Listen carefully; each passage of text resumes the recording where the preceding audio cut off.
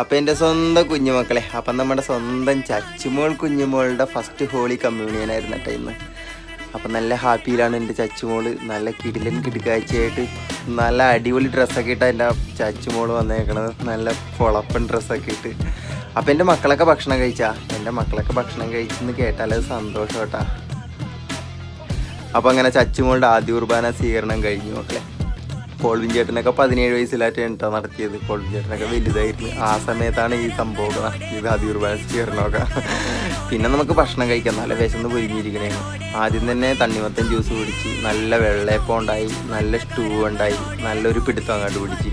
പിന്നെ ബിരിയാണി കഴിച്ചില്ല കേട്ടോ കോൾവിൻ ചേട്ടൻ. കോൾവിൻ ചേട്ടന് വെള്ളയപ്പം സ്റ്റൂ കിട്ടി കഴിഞ്ഞാൽ പിന്നെ ബിരിയാണി കാണുന്നില്ല. അത് കഴിച്ചാൽ മതി മക്കളെ, അത് വേറെ ലെവലാണ്. വെള്ളയപ്പം സ്റ്റൂ അതിൻ്റെ ടേസ്റ്റ് വേറെ ലെവലല്ലേ.